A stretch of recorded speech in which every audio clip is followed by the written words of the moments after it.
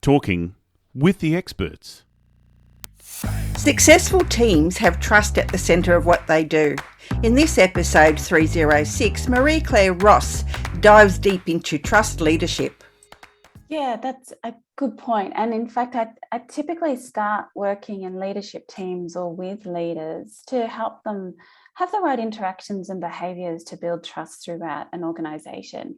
And many, really wonderful leaders do trust almost intuitively, but sometimes they don't know the secrets of their success. So it's really important that leaders understand it a lot more deeply and the levers and the things that they can do to build it more efficiently. And one of the things that I unpack in my book, Trusted to Thrive, is the integrated trust building framework, which takes leaders through the main three things that they need to do and some of the interactions behind that to really make it more real. Welcome to Talking with the Experts. This is where we discuss great ideas to take your business to the next level. How do we know these ideas work? Well, it's because we're talking with business owners who are using these ideas. Business owners who have years of experience and expertise. All things business by business owners for business owners. And now, here is your host, Rose Davidson. Hello and welcome to Talking with the Experts. I'm your host, Rose Davidson from rosedavidson.com. Talking with the Experts is about all things business by business owners for business owners. You can find it on all good podcasting streaming platforms and on YouTube. And today my guest is Marie-Claires Ross, and we're going to be discussing trust leadership and a little bit about her book, which is entitled Trusted to Thrive, How Leaders Create Connected and Accountable Teams.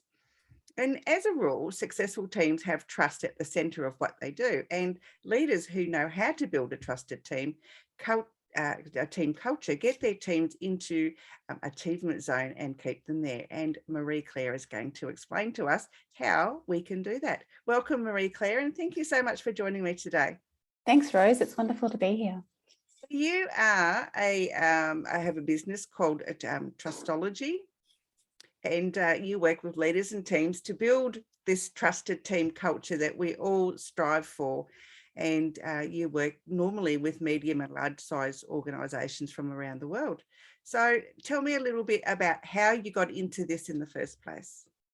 So I used to run a video production company with my husband, and we had staff working across Australia.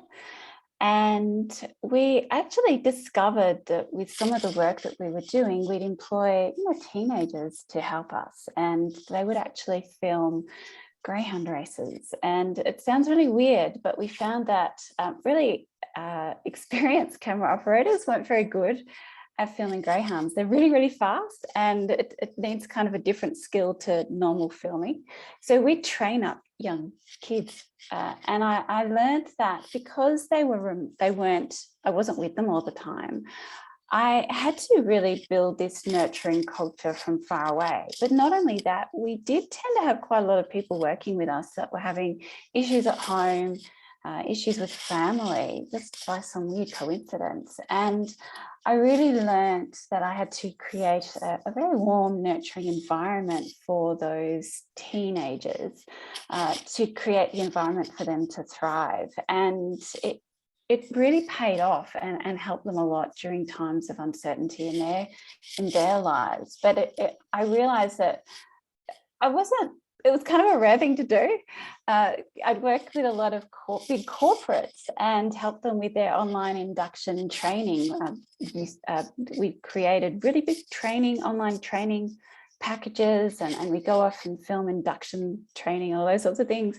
And I realized when I worked with CEOs and executives and middle managers and supervisors, they weren't creating the nurturing environment that I really learned that I had to for my staff. And I realized that trust was really missing in the equation. And so I made the bold move back in 2014 to start a business teaching leaders how to do that. Yeah, really, it's interesting because especially when you're training young people, and it might be their first position, that if they get into an organisation where they are trusted, or that the organisation trusts them, then it will foster good relations for when they move on to other positions, I think.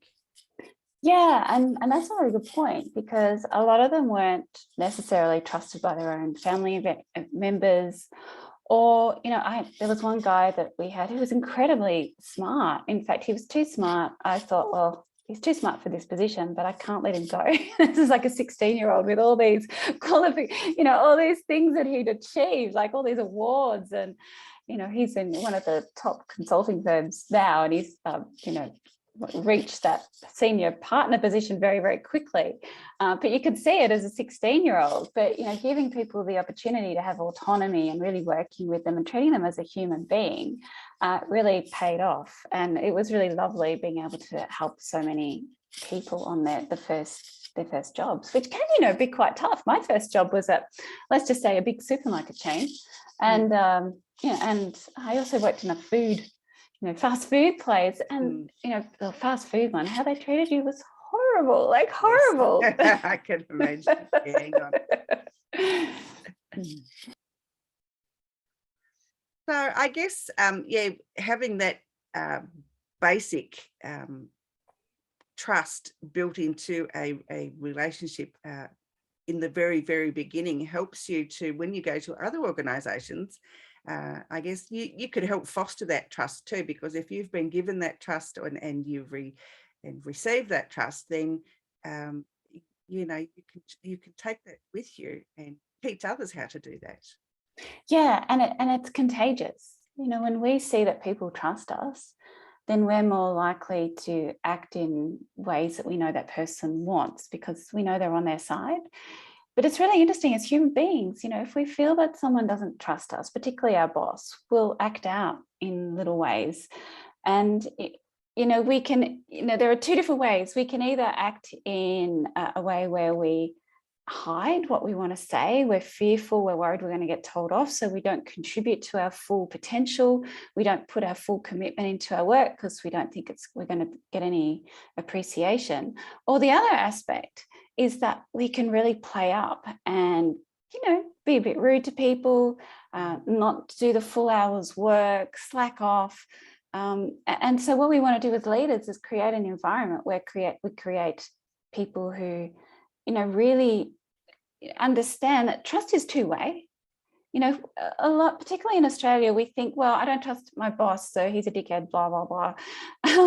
But, we also, as employees, have to act in trusted ways as well. So a really good leader holds people to a really high standard and, creates the environment for them to reach that standard and be a better person, better human being. And of course, some people aren't ready. You're going to have people that, really don't want to change how they view the world or interact with others.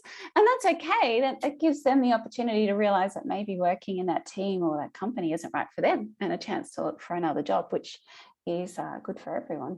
Absolutely. I totally agree with that. And, it's really hard as an employee to not be trusted by your boss, even when you have done all the right things, and then you start saying the things that you think they want to hear, but that doesn't seem to help. You still can't build that trust. So how do we get employers to change their mindset, to foster that trust in the organization? Yeah, that's a good point. And in fact, I typically start working in leadership teams or with leaders to help them have the right interactions and behaviours to build trust throughout an organisation.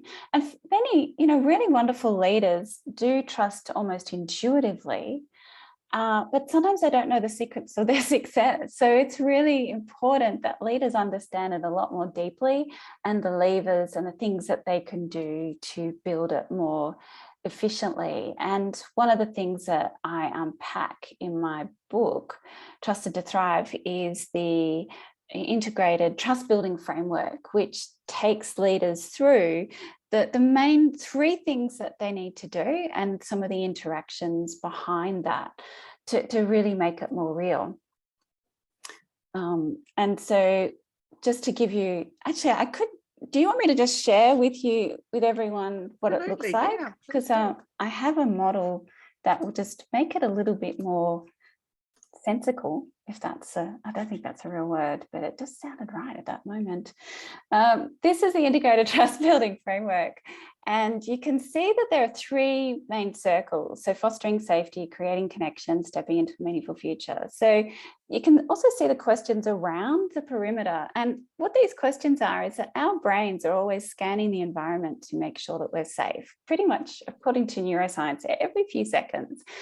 And so as human beings, some of the questions that we're asking without even realizing it when we're working in a team is it safe to be myself? If I wear these clothes and they don't, people going to tease me. If I make a mistake, am I going to get told off? And we really look to see signs that, we are safe in that environment. Really important for our health and well-being.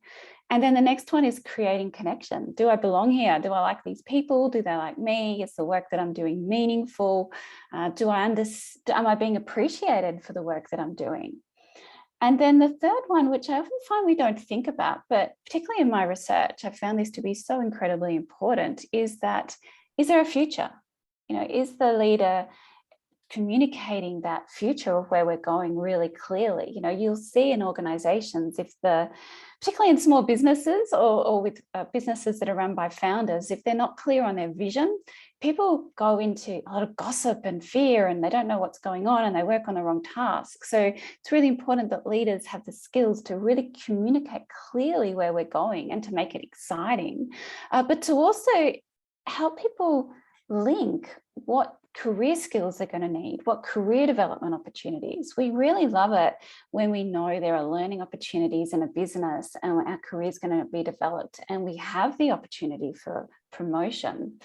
And so when all those things are actually communicated, both verbally and non-verbally, they work to build trust, which is, of course, what is at the center of all successful teams.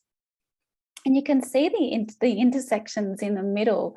So in terms of building safety and connection, this is through leaders doing really good meetings, regular meetings, one-on-ones, really important for building trust.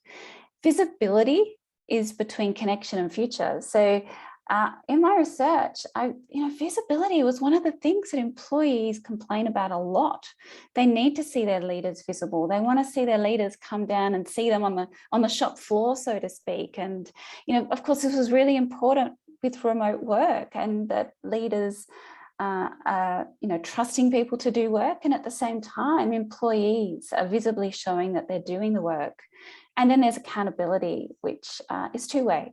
Well, all these are two-way. The leader has to be accountable for results, and so do employees. It's a really good matrix, and and all of those things build trust within an organisation because everyone knows what their role is and they know what their expectations are. Yeah, and expectations are really key, and being able to communicate that really clearly.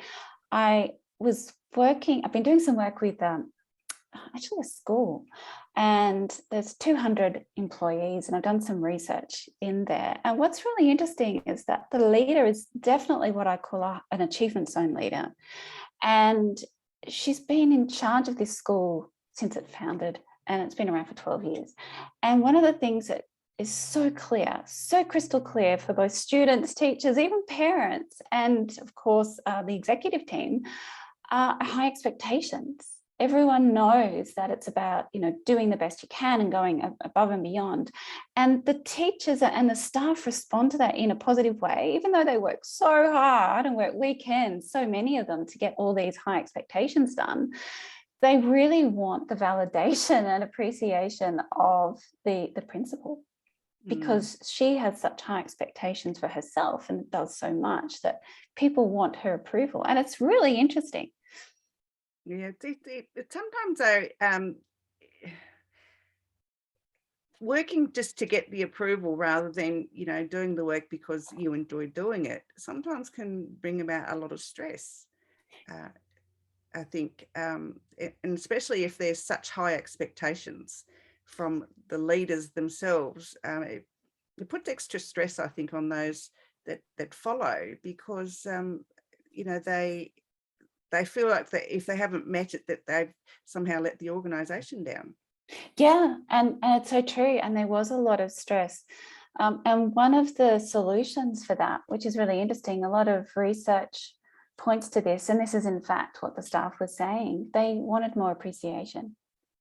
So when you balance high expectations with appreciation, it really does lower that stress factor. And it's just day-to-day stuff. We often think that it's about the big things. So we'll do like, a big ceremony at the end of a quarter or annual, but what staff, and I get this all the time, is they want a day-to-day, just, say to me, hey, you did a really good job on that report today, or I really liked how you handled that phone call. Just those simple things like that are what people really want. Even more so if you are a high expectation leader and people really want your approval, they really want that validation and acknowledgement. Well, I think, and I don't mean to downplay it all, but you wouldn't treat your child like that. If they did a good job, you would, give them some praise or some acknowledgement for that. So why don't you do that to your staff? Yeah. And what was interesting with this principal, she does that and she's amazing at it. But her executive team didn't. And that's where the complaints were. So, it has to be at all levels. You can't have the CEO doing it or, one executive. All leaders need to be doing those small things of acknowledging people every day. Absolutely. And, and if there's a lot of stress in an organisation and there's no trust in the organisation, and it means you don't want to get up to go to work every day, that brings along a lot of anxiety, it brings a lot of stress, it brings a lot of can lead to depression, can lead to, harmful behaviours.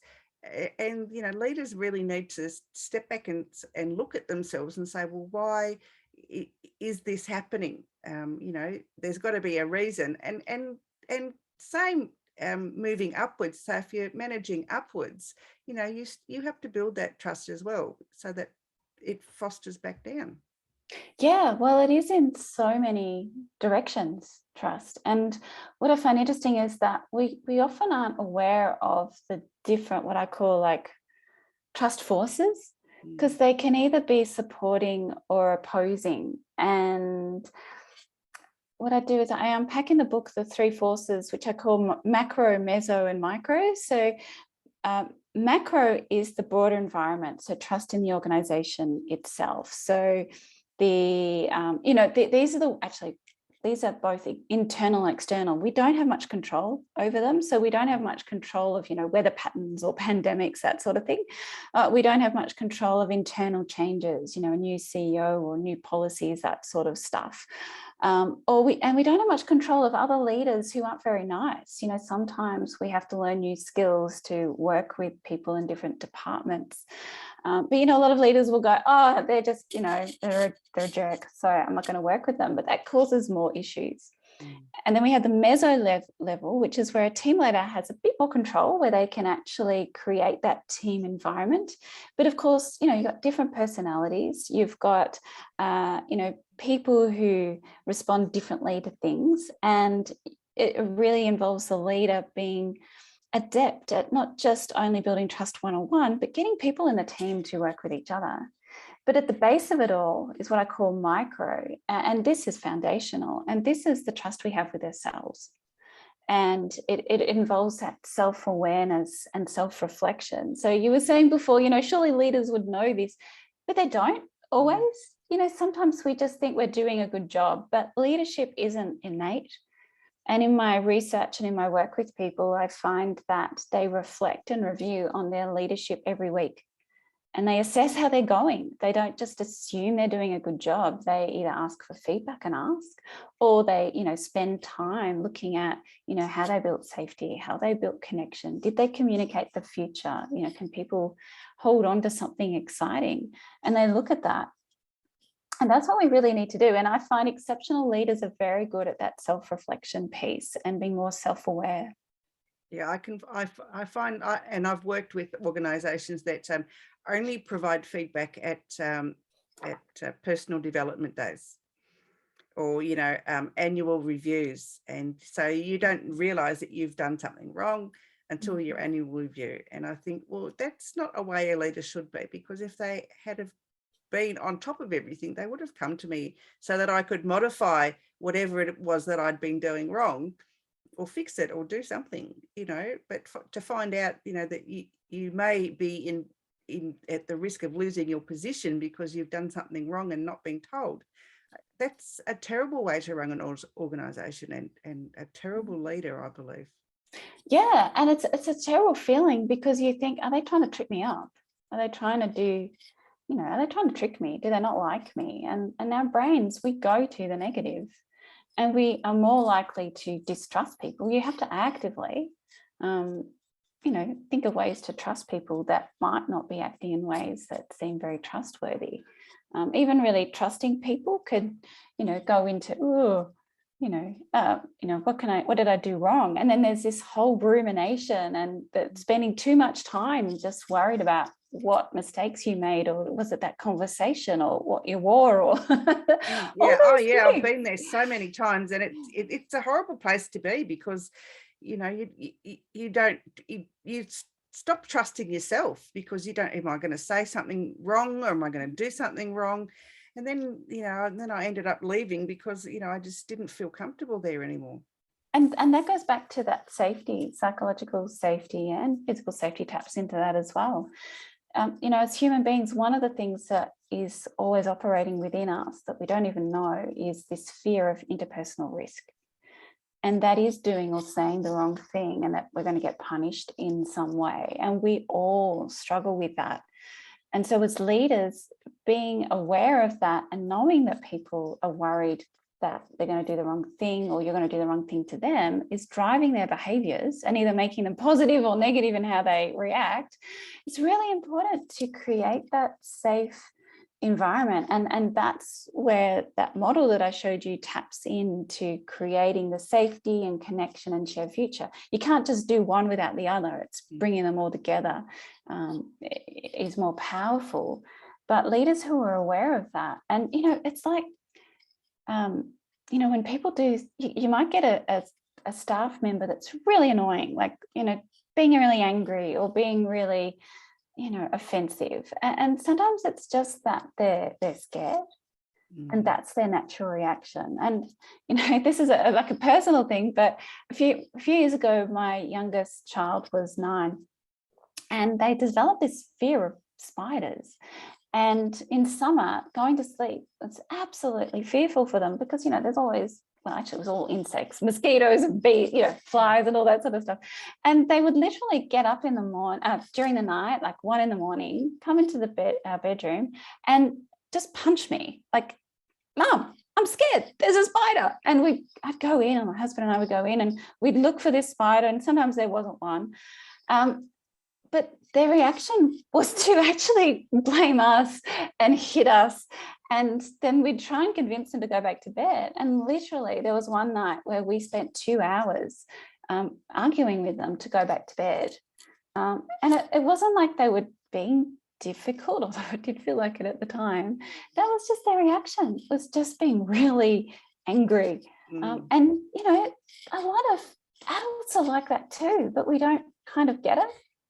Yeah, totally. I get that. My son too was a lot younger than that. He was about 2 or 3, but if he heard a fly buzzing against the window, he wouldn't sleep. And we have to take the fly out of the bedroom. Otherwise, he wouldn't sleep. As soon as he heard a fly buzzing, it was things. So whether he'd been bitten or he'd had a bad dream about a fly, I'm not sure. But this went on for a couple of years. But yeah, we got over it in the end. But yeah, I totally understand it. He used to cry, and he just would not sleep.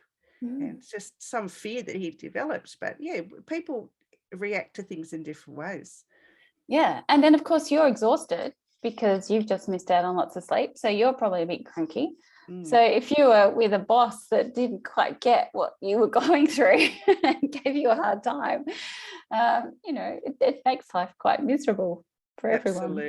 Absolutely. MarieClaire, tell me, where can people find your book if they want to read it? Yes, it's available pretty much everywhere. So you can get it from Amazon or Booktopia. You can get it off my website as well, and Apple Books. It's also available too. Perfect. And if people want to work with you or find out more about, how to build trust to thrive?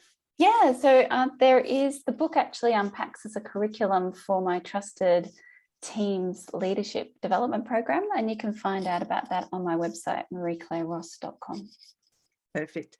Have you got any words of wisdom that you'd like to share before we go today? Yeah, well, my biggest one really is just encouraging leaders. If you do want to create a trusted team culture, and I'm hoping that by the end of this session, you pretty much know that you need to, it's really about self-awareness. That's the foundation of it all. So being really honest and, understanding where you are now and where you want to go and what behaviors that you might need to change. And it could be as simple as changing your facial expressions when someone comes to you with something that you're not happy about hearing. As human beings, if someone gives us a grumpy look, we, go into that fear and, worry about things. So really reflecting and looking at what you're doing is really helpful. And that's what I find high-performing leaders do. Yeah, great tip, a great bit of advice as well. Marie-Claire, it's been an absolute pleasure. Thank you so much for sharing with us about, what makes great leaders and how we can all contribute to the trust in the workplace. My pleasure, Rose, and thanks for asking such great questions. You've been listening to Talking with the Experts, hosted by Rose Davidson. Make sure you have a look at our back catalogue over at talkingwiththeexperts.com. And be sure to subscribe to our podcast so you don't miss out on any episode. We look forward to your company next time.